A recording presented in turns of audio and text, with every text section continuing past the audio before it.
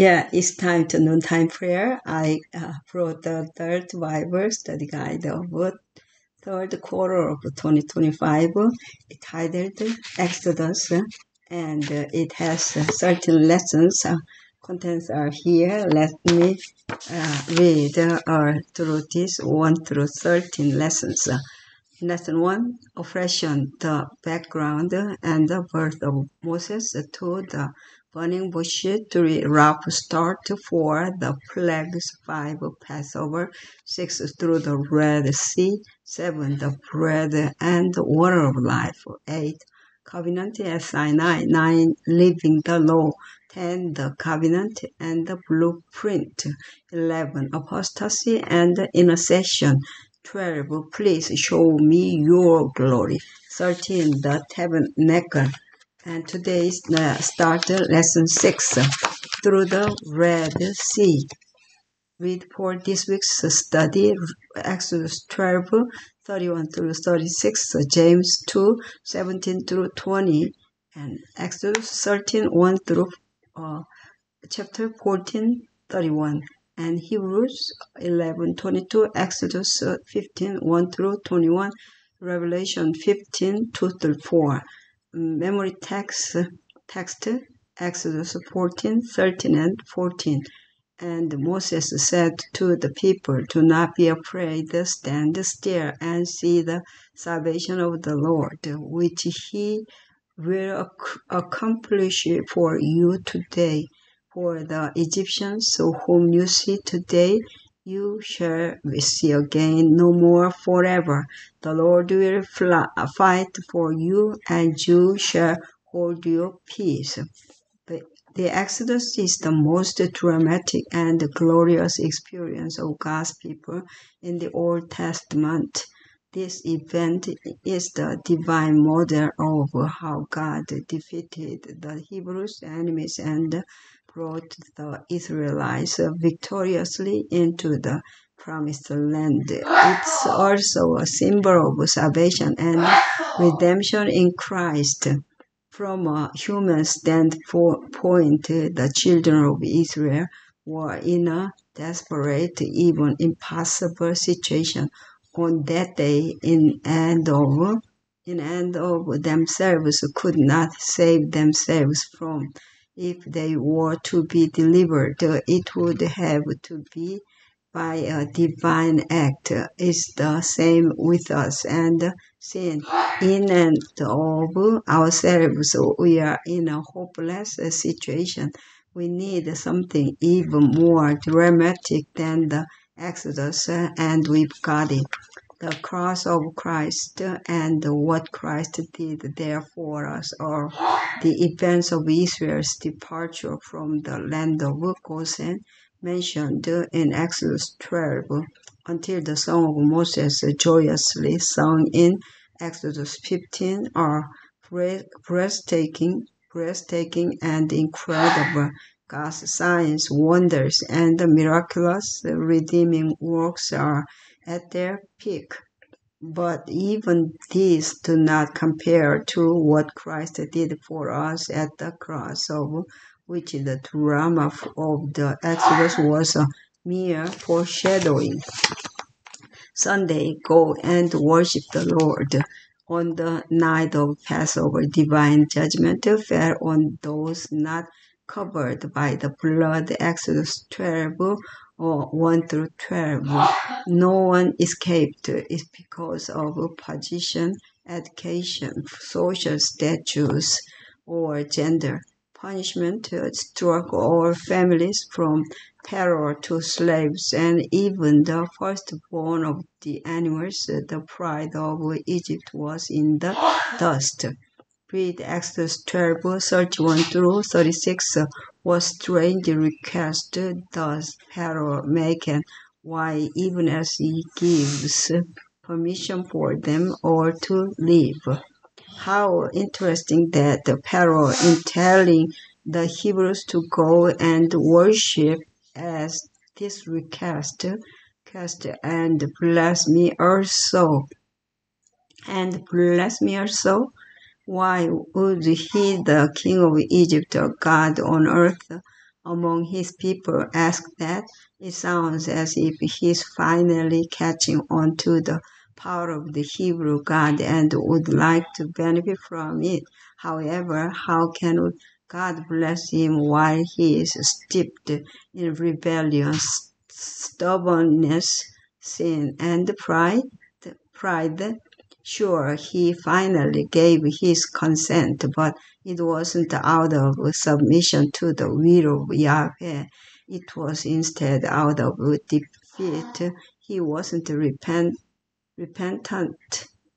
as his later actions reveal. He simply wanted to stop the devastation that was destroying his kingdom. Pharaoh was humiliated and given the tragic circumstances from the worst plague of all. He gives permission for Israel to leave Egypt, what he refused to grant all previous times, and no matter the suffering his actions brought upon his nation, he now permits. And the Egyptian people understandably are eager for the Hebrews to go as well, as they said, please leave or else we shall all be dead.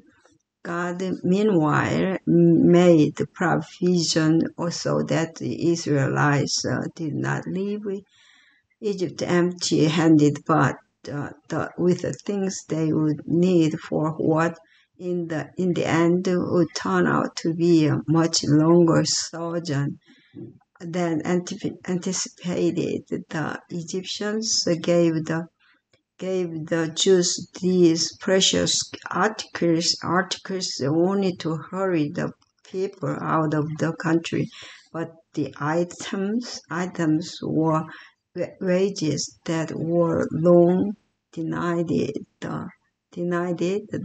Israelites for centuries of slave labor. Surely for the Egyptians, the price of getting the Hebrews out of their land was cheap enough. How often have we repented of actions only because of their consequences and not because those acts were themselves wrong? Why is that not true repentance? How can we learn to be sorry for the sins that, in a sense, we get away with, at least in the short term? Yeah, and Monday, consecration of the firstborn. And there are questions. Exodus 13:16 tells about what they were to put on their hands and between their eyes.